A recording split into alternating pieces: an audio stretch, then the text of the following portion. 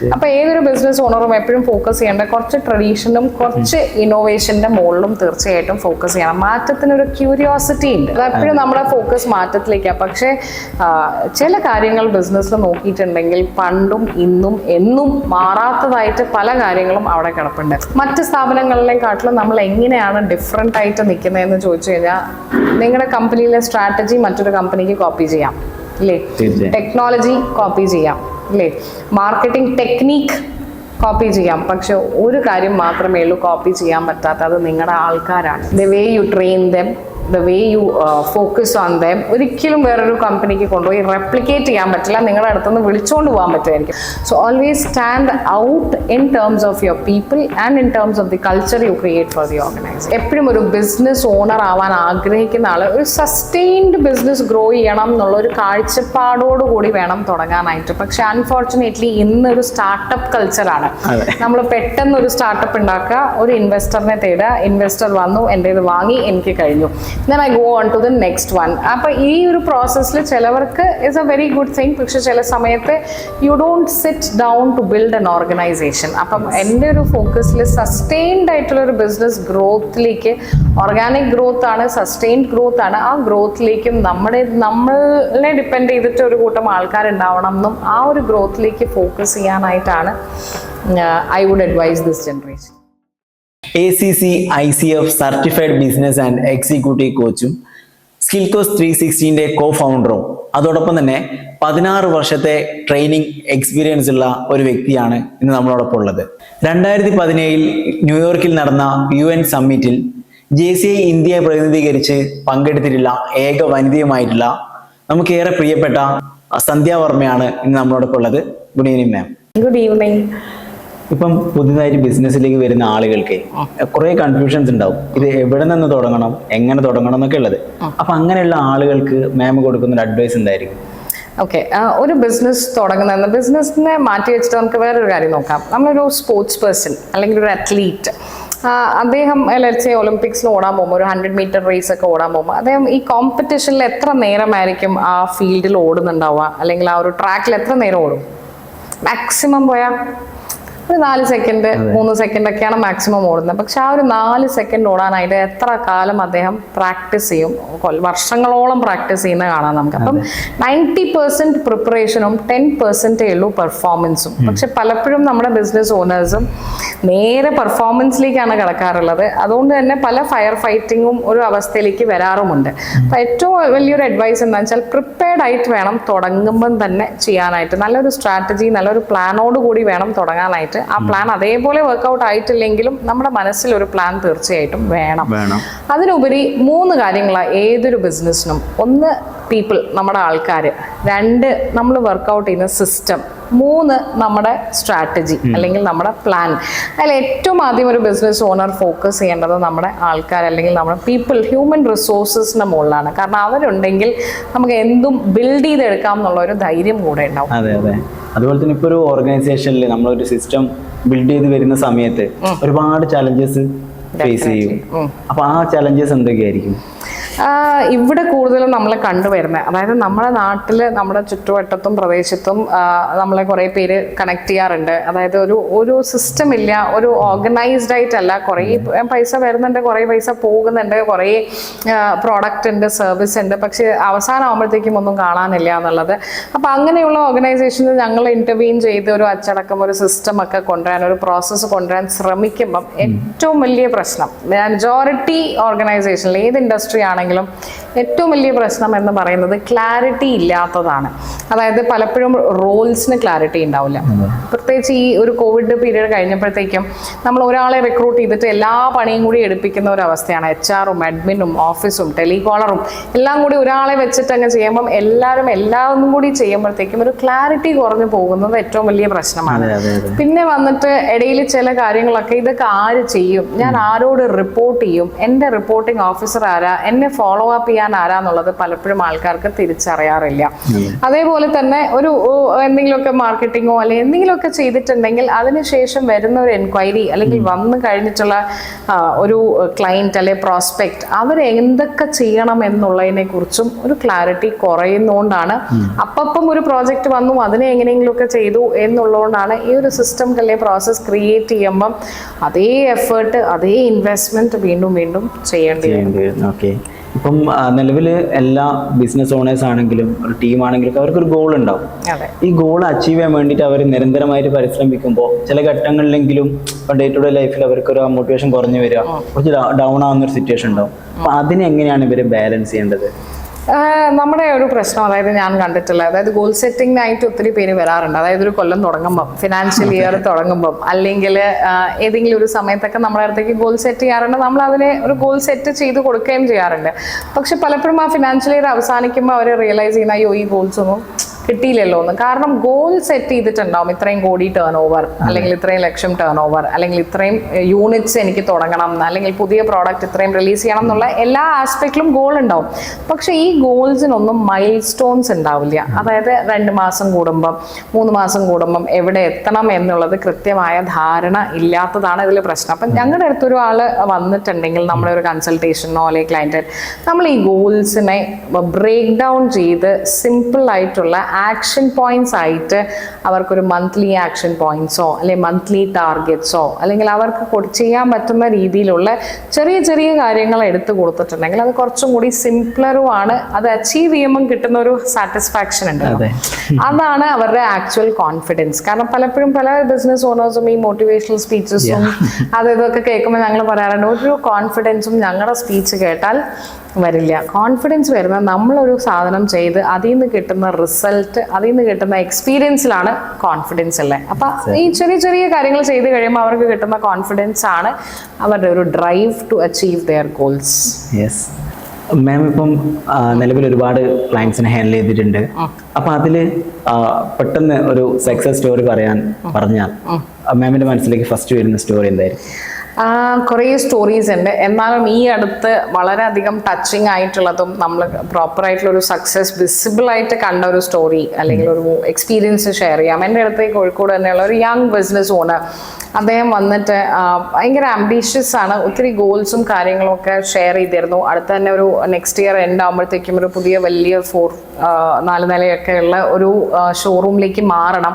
അപ്പം അതിൻ്റെ ഒരു ഹഡിൽ അല്ലെങ്കിൽ എന്താണ് അതിൻ്റെ ഒരു ഒബ്സ്ട്രക്ഷൻ ഉള്ളതെന്ന് ചോദിച്ചപ്പോൾ അദ്ദേഹം പറഞ്ഞത്, നമുക്ക് ടീമൊക്കെ നല്ല ടീമുണ്ട്, എല്ലാവരും ഉണ്ട്, പക്ഷെ എല്ലാവരും എപ്പോഴും ഈ ഓപ്പറേഷൻസിനകത്ത് അങ്ങനെ ഇൻവോൾവ് ആയി പോകുന്ന ഒരു പ്രശ്നമുണ്ട്. അപ്പോൾ ഒറ്റയ്ക്കേ ഉള്ളൂ സ്ട്രാറ്റജൈസ് ചെയ്യാനും അടുത്ത ലെവൽ ചിന്തിക്കാനും ഒറ്റയ്ക്കായി പോകുന്നുണ്ട്. ലീഡർഷിപ്പ് ടീമൊക്കെ പണിയെടുക്കാനാണ് ഇൻവോൾവ് ആയിട്ടുള്ളത് എന്നുള്ളത്. അപ്പോൾ അവർക്ക് ലീഡർഷിപ്പ് ടീം ഉണ്ട്, നല്ല ഒരു ടീം തന്നെയാണ്, യങ് ടീമാണ്, പക്ഷെ ഒരു അക്സെപ്റ്റൻസ് ബീങ് എ ലീഡർ അത് കുറവായിരുന്നു. പിന്നെ എന്തൊക്കെയാണ് ക്ലാരിറ്റിക്ക് ഒരു കുറവുണ്ടായിരുന്നു, എവിടെയാണ് എന്ത് റോളാണ് നമ്മൾ എടുക്കേണ്ടത്, എങ്ങനെയാണ് ഡെലിഗേറ്റ് ചെയ്യേണ്ടത് എന്നുള്ള ഒരു ക്ലാരിറ്റി കുറവുണ്ടായിരുന്നു. അപ്പോൾ അത് ഞങ്ങൾ discussed and we gave them suggested them ഒരു 8 ആഴ്ച നീണ്ടു നിൽക്കുന്ന ഒരു business coaching for leaders, leadership coaching ആണ് മെയിനായിട്ട് നമ്മൾ സജസ്റ്റ് ചെയ്തിരുന്നത്. അതിൽ നിന്ന് ഞങ്ങൾ കൊടുത്ത സജഷൻസും ഏറ്റവും ഇമ്പോർട്ടൻ്റ് എന്താണെന്ന് വെച്ചാൽ നമുക്ക് സജഷൻ കൊടുക്കാൻ പറ്റും, പക്ഷേ ഈ ടീം അത് പോയിട്ട് ഇംപ്ലിമെന്റ് ചെയ്യണം. And they implemented it to the core, because ideation without execution is an illusion. എന്ത് ഐഡിയാസ് ഉണ്ടായാലും എക്സിക്യൂഷൻ നടന്നിട്ടില്ലെങ്കിൽ അതൊരു കാര്യമില്ല. അപ്പൊ ഇവരത് പോയിട്ട് അവിടെ ഇംപ്ലിമെന്റ് ചെയ്യുകയും ചെയ്തപ്പോൾ അതിൽ ഏറ്റവും വലിയ റിസൾട്ട് എന്താ വെച്ചാൽ അദ്ദേഹം 2026-27 തുടങ്ങാനിരുന്ന ഷോറൂം ഇമ്മീഡിയറ്റ് ആയിട്ട് അതിൻ്റെ പണിയും തുടങ്ങി. എനിക്ക് തോന്നുന്നു അടുത്ത 2-3 months they will shift to a new place altogether. കാരണം ഈ ലീഡർഷിപ്പ് ടീം അതങ്ങ് ഓണർഷിപ്പ് എടുക്കുകയും അദ്ദേഹത്തിനെ സപ്പോർട്ട് ചെയ്യുകയും ഡെലിഗേഷനിലേക്ക് ഗ്രാജുവലി വരികയും ചെയ്തപ്പം സ്ട്രാറ്റജി വന്നിട്ട് ഈ ഒരു കൊഹസീവ് ലീഡർഷിപ്പ് അവരുടെ ഒരു ട്രസ്റ്റിൻ്റെ മുകളിലാണ് ബാക്കി കാര്യങ്ങളൊക്കെ ഫാസ്റ്റ് ആയിട്ട് നടന്നത്. So I think that's one of the success story which is very close to our hearts. ഇതിലിപ്പം കുറെ ബിസിനസ് ഓണേഴ്സ് ഭയങ്കര കൺഫ്യൂസ്ഡ് ആണ്. ഫിനാൻസിങ് ആണോ അല്ലെങ്കിൽ മാർക്കറ്റിംഗ് ആണോ, ഏതാണ് കൂടുതൽ ഫോക്കസ് ചെയ്യേണ്ടത്, അല്ലെങ്കിൽ എല്ലാം കൂടെ ഒരേപോലെ ബാലൻസ് ചെയ്യാൻ പറ്റാത്തൊരവസ്ഥ. അപ്പൊ അവര് സത്യത്തിൽ എവിടെയാണ് ഫോക്കസ് ചെയ്യേണ്ടത്? ഏതൊരു ബിസിനസ്സിനും എന്തൊരു സ്ഥാപനത്തിലും എപ്പോഴും അറ്റ് എ പോയിന്റ് ഒരു പ്രയോറിറ്റി ഉണ്ടാവും. At any point will be one priority. എപ്പോഴും പ്രയോറിറ്റീസ് ഉണ്ടാവില്ല. ചില സമയത്ത് സെയിൽസ് ആയിരിക്കും പ്രയോറിറ്റി, ചിലപ്പം HR ആയിരിക്കും പ്രയോറിറ്റി, ചില സമയത്ത് ചിലപ്പോൾ സിസ്റ്റംസ് ക്രിയേറ്റ് ചെയ്യുന്നതായിരിക്കും പ്രയോറിറ്റി.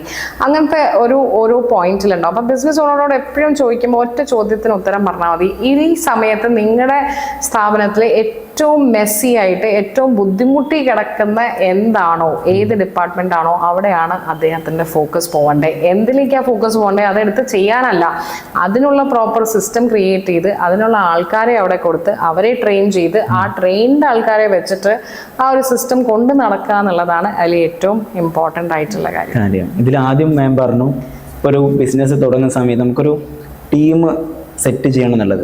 അപ്പം എങ്ങനെയാണ് ടീം സെറ്റ് ചെയ്യുക? അതിൽ ഏതൊക്കെ ഡിപ്പാർട്ട്മെന്റാണ് കൂടുതൽ നമ്മൾ ഫോക്കസ് ചെയ്യേണ്ട ഏരിയാസ്? ഇതിൽ ഇപ്പോൾ ഒരു സ്റ്റാർട്ടപ്പ് ഫൗണ്ടർ ആണെന്ന് വിചാരിക്കാം, അത് തുടങ്ങിയിട്ടേ ഉള്ളൂ. നമ്മളെല്ലാ പണിയും എടുക്കും അല്ലേ? തുടങ്ങുമ്പോൾ നമ്മൾ right from a CEO to a janitor എല്ലാം നമ്മൾ തന്നെയാവും. അന്ന് അടിച്ചുവാരുകയും ചെയ്യും, നമ്മൾ എന്താ പറയുക, വലിയ പണിയും എടുക്കും, ക്ലയൻസിനെയും കാണുമ്പോൾ എല്ലാ പണിയെടുക്കും. നിങ്ങൾ ഒരു പോയിന്റ് എത്തി നല്ലോണം ബിസിനസ് ഫ്ലോ വന്ന് തുടങ്ങി എന്ന് വിചാരിക്കുക. അതായത് നമ്മളൊരു ക്യാഷ് ഫ്ലോ വരുന്നു, ആൾക്കാർ വരുന്നു, കുറേ ആൾക്കാർ എൻറോൾ ചെയ്യുന്നുണ്ട് നിങ്ങളുടെ ഒരു സർവീസിലേക്കോ നിങ്ങളുടെ പ്രോഡക്റ്റ് വാങ്ങാൻ വരുന്നുണ്ട്. നമുക്ക് കയ്യിൽ ഒതുങ്ങാൻ പറ്റാത്ത രീതിയിൽ വർക്കായി എന്ന് വിചാരിക്കാം. നിങ്ങൾ പാർട്ട്നേഴ്സ് ഉണ്ടെങ്കിലും എല്ലാ പാർട്ട്നേഴ്സിനും കയ്യിൽ ഒതുങ്ങാൻ പറ്റാത്ത രീതി സിമ്പിൾ എക്സസൈസ് ചെയ്യുക. ഞാൻ റോക്കറ്റ് സയൻസ് ഒന്നും പറയില്ല. Simple exercise. നിങ്ങൾ രാവിലെ മുതൽ വൈകുന്നേരം വരെ ചെയ്യുന്ന എല്ലാ ടാസ്കും 1 2 3 4 1 2 3 4 എന്ന് പറഞ്ഞ് എഴുതി ഇടുക. അങ്ങനെ ഇട്ടിട്ട് ഇതിലുള്ള നിങ്ങളുടെ ആവശ്യമില്ലാത്ത വേറെ ആർക്കും ചെയ്യാൻ പറ്റിയ ടാസ്ക് റൗണ്ട് ചെയ്യാം. നിങ്ങളുടെ എക്സ്പെർട്ടീസ് ഉള്ളത് മാറ്റിവെക്കുക, അത് നിങ്ങൾ തന്നെ ചെയ്യണം. നിങ്ങളുടെ എക്സ്പെർട്ടീസ് HR ഡോക്യുമെൻറ്റേഷൻ ആണ്, മാറ്റിവെക്കുക. നിങ്ങളുടെ എക്സ്പെർട്ടീസ് സെയിൽസ് ആണ്, മാറ്റിവെക്കുക. പക്ഷേ അതല്ലാത്ത സ്വീപ്പിംഗ്, ഇനി അതിൽ നിങ്ങളുടെ എക്സ്പെർട്ടീസിന് ആവശ്യമില്ല. ഫയലിംഗ് എക്സ്പെർട്ടീസിന് ആവശ്യമില്ല, ടെലികോളിംഗ് ആവശ്യമില്ല, പക്ഷെ ഇപ്പം നിങ്ങൾ ചെയ്യുന്നുണ്ട്. അങ്ങനെ മാറ്റി മെല്ലെ നിങ്ങൾക്ക് കാണാം, മെല്ലെ this is the job description of your first team member. എവിടെയാണോ നമ്മൾ നീക്കേണ്ടത്, അതായത് നമ്മുടെ ആവശ്യമില്ലാത്ത മറ്റുള്ള ആൾക്ക് നമുക്ക് കൊടുത്ത് ചെയ്യിപ്പിക്കാൻ പറ്റിയ ടാസ്ക് എല്ലാം നീക്കിയാൽ യു വിൽ സ്റ്റാർട്ട് ഡെലിഗേറ്റിംഗ്. അപ്പോൾ മെല്ലെ വൺ ആഫ്റ്റർ ദി അതറെ ഡെലിഗേഷനിലേക്ക് പോവുകയും ടീമിനെ ഗ്രോ ചെയ്ത് കൊണ്ടുവരും. എല്ലാം കൂടി ഒരു 15 സ്റ്റാഫിനെ എടുത്തിട്ട് unless you have that big an investment, unless you are ready for that, it is okay. പക്ഷേ അപ്പോഴും പ്രോസസ് സെയിം ആയിരിക്കണം. റോളിൻ്റെ ക്ലാരിറ്റി, ആരെന്ത് ചെയ്യും എന്നുള്ള clarity right from day 1 should be there. ഇതിലിപ്പം ഈ ബിസിനസ്സിൽ ഒരു 20 വർഷങ്ങൾക്ക് മുൻപ് അല്ലെങ്കിൽ 10 വർഷങ്ങൾക്ക് മുൻപ് ഉള്ളൊരു ആ സമയത്തുള്ളൊരു ചേഞ്ച് ഇന്ന് 2025 നിൽക്കുമ്പോൾ ഈ ഒരു AI കടന്നുവരവ് അല്ലെങ്കിൽ പുതിയ സാങ്കേതിക വിദ്യകളുടെ കടന്നുവരവ് അത് എത്രത്തോളം ബിസിനസ്സിന് ഗുണം ചെയ്തതാണോ അല്ലെങ്കിൽ അത് മറ്റൊരു രീതിയിൽ നെഗറ്റീവായിട്ട് ബാധിച്ചിട്ടുണ്ടോ ബിസിനസ് ഓണേഴ്സിലേക്ക് വരുന്ന സമയത്ത്? ബിസിനസ് ഓണേഴ്സിനെ സംബന്ധിച്ചിടത്തോളം ഏതൊരു സമയത്തും technology has always been A boon. അതായത് എപ്പോഴും ടെക്നോളജി ഇംപ്ലിമെന്റ് ചെയ്യുക അല്ലെങ്കിൽ മാറ്റങ്ങൾ കൊണ്ടുവരിക എന്ന് പറഞ്ഞാൽ ഒരു ബൂണാണ്. പക്ഷേ വേറൊരു കാര്യം, ഇതിൽ എൻ്റെ ഒരു പെർസ്പെക്റ്റീവ്, അതായത് കൂടുതൽ ടെക്നോളജീനെ പറ്റി പറയാനായിട്ട് I am not an expert in technology, പക്ഷേ മാറ്റങ്ങളെ കുറിച്ച് പറയുമ്പം നമ്മൾ എപ്പോഴും ഫോക്കസ് ചെയ്യുന്നത് മാറ്റങ്ങളുടെ മുകളിലാണ് അല്ലേ? ഏതൊരു ബിസിനസ് ഓണർ ഇപ്പം എന്നോട് ചോദിക്കുമ്പോഴും 20 വർഷം മുമ്പേ അല്ലെ, അരുൺജിത്ത് ചോദിച്ചപ്പോഴും എന്നോട് 20 വർഷം മുമ്പേ ഇപ്പോഴും മാറ്റം സംഭവിച്ചു, ആ മാറ്റം എങ്ങനെയാണ് എഫക്ട് ചെയ്തത്? പക്ഷെ നമ്മൾ കാണാണ്ട് ഈ മാറ്റം വളരെ ചുരുക്കമേ സംഭവിച്ചിട്ടുള്ളൂ. ഒരിക്കലും മാറാത്തതായിട്ടുള്ള പല കാര്യങ്ങളും ഇപ്പോഴും ഇവിടെ നടന്നുകൊണ്ടിരിക്കുന്നുണ്ട്. അപ്പൊ ഏതൊരു ബിസിനസ് ഓണറും എപ്പോഴും ഫോക്കസ് ചെയ്യേണ്ട കുറച്ച് ട്രഡീഷനും കുറച്ച് ഇന്നോവേഷന്റെ മുകളിലും തീർച്ചയായിട്ടും ഫോക്കസ് ചെയ്യണം. മാറ്റത്തിനൊരു ക്യൂരിയോസിറ്റി ഉണ്ട്, മാറുന്ന കാര്യങ്ങൾക്കൊരു ക്യൂരിയോസിറ്റി ഉണ്ട്, അത് എപ്പോഴും നമ്മുടെ ഫോക്കസ് മാറ്റത്തിലേക്കാണ്. പക്ഷേ ചില കാര്യങ്ങൾ ബിസിനസ്സിൽ നോക്കിയിട്ടുണ്ടെങ്കിൽ പണ്ടും ഇന്നും എന്നും മാറാത്തതായിട്ട് പല കാര്യങ്ങളും അവിടെ കിടപ്പുണ്ട്. ഞാൻ പറയാം, ഇപ്പം നമ്മളൊരു കോമ്പറ്റീഷൻ ഉണ്ടെന്ന് വിചാരിക്കുക, കോമ്പറ്റേറ്റീവ് അഡ്വാൻറ്റേജ്, അതായത് മറ്റ് സ്ഥാപനങ്ങളിലെക്കാട്ടിലും നമ്മൾ എങ്ങനെയാണ് ഡിഫറെൻ്റ് ആയിട്ട് നിൽക്കുന്നതെന്ന് ചോദിച്ചു കഴിഞ്ഞാൽ നിങ്ങളുടെ കമ്പനിയിലെ സ്ട്രാറ്റജി മറ്റൊരു കമ്പനിക്ക് കോപ്പി ചെയ്യാം അല്ലേ, ടെക്നോളജി കോപ്പി ചെയ്യാം അല്ലേ, മാർക്കറ്റിംഗ് ടെക്നീക്ക് കോപ്പി ചെയ്യാം. പക്ഷെ ഒരു കാര്യം മാത്രമേ ഉള്ളൂ കോപ്പി ചെയ്യാൻ പറ്റാത്ത, അത് നിങ്ങളുടെ ആൾക്കാരാണ്. The way U train dum, the way you focus on them. ഒരിക്കലും വേറൊരു കമ്പനിക്ക് കൊണ്ടുപോയി റെപ്ലിക്കേറ്റ് ചെയ്യാൻ പറ്റില്ല. നിങ്ങളുടെ അടുത്തുനിന്ന് വിളിച്ചുകൊണ്ട് പോകാൻ പറ്റുമായിരിക്കും, പക്ഷെ നിങ്ങളുടെ കൾച്ചറിനെയോ നിങ്ങളുടെ ആൾക്കാരെയോ റെപ്ലിക്കേറ്റ് ചെയ്യാൻ പറ്റില്ല. So always stand out in terms of your people and in terms of the culture you create for the organisation. ഇപ്പം ഈ ഒരു കാലഘട്ടത്തിൽ ഒരുപാട് ഓൺട്രപ്രണേഴ്സും സ്റ്റാർട്ടപ്പ് ഓണേഴ്സ് ഒക്കെ ആയിട്ട് ഇങ്ങനെ ഒരുപാട് ആളുകൾ കടന്നു വരുന്നുണ്ട് ബിസിനസ്സിലേക്കൊക്കെ. അപ്പോൾ ഈ ഒരു ജനറേഷനിൽ പെട്ട ആളുകളോട്, ഇതിലേക്ക് കടന്നു വരുന്ന ആളുകളോട് മാമിന് കൊടുക്കാനുള്ള അഡ്വൈസ് ആണ്? സിമ്പിൾ അഡ്വൈസ്, എപ്പോഴും ഒരു ബിസിനസ് ഓണർ ആവാൻ ആഗ്രഹിക്കുന്ന ആൾ ഒരു സസ്റ്റെയിൻഡ് ബിസിനസ് ഗ്രോ ചെയ്യണം എന്നുള്ള ഒരു കാഴ്ചപ്പാടോട് കൂടി വേണം തുടങ്ങാനായിട്ട്. പക്ഷെ അൺഫോർച്ചുനേറ്റ്ലി ഇന്നൊരു സ്റ്റാർട്ടപ്പ് കൾച്ചറാണ്. നമ്മൾ പെട്ടെന്ന് ഒരു സ്റ്റാർട്ടപ്പ് ഉണ്ടാക്കുക, ഒരു ഇൻവെസ്റ്ററിനെ തേടുക, ഇൻവെസ്റ്റർ വന്നു, എൻ്റേത് വാങ്ങി, എനിക്ക് കഴിഞ്ഞു, then I go on to the next one. അപ്പോൾ ഈ ഒരു പ്രോസസ്സിൽ ചിലവർക്ക് it's a very good thing, പക്ഷെ ചില സമയത്ത് you don't sit down to build an organisation. അപ്പം എൻ്റെ ഒരു ഫോക്കസിൽ സസ്റ്റെയിൻഡ് ആയിട്ടുള്ള ഒരു ബിസിനസ് ഗ്രോത്തിലേക്ക്, ഓർഗാനിക് ഗ്രോത്ത് ആണ്, സസ്റ്റെയിൻഡ് ഗ്രോത്ത് ആണ്, ആ ഗ്രോത്തിലേക്കും നമ്മളെ ഡിപ്പെൻഡ് ചെയ്തിട്ട് ഒരു കൂട്ടം ആൾക്കാരുണ്ടാവണം എന്നും ആ ഒരു ഗ്രോത്തിലേക്ക് ഫോക്കസ് ചെയ്യാനായിട്ടാണ് I would advise this generation. Okay, എന്തായാലും താങ്ക് യു മാം. ഈ ഒരു വിലപ്പെട്ട സമയം നമുക്ക് വേണ്ടി മാറ്റിവെച്ചതിൽ, ഒരുപാട് ഇൻഫർമേഷൻസ് നമ്മളായിട്ട് പങ്കുവെച്ചതിൽ ഒരുപാട് സന്തോഷം. Thank you so much. Thanks a lot. Thank you.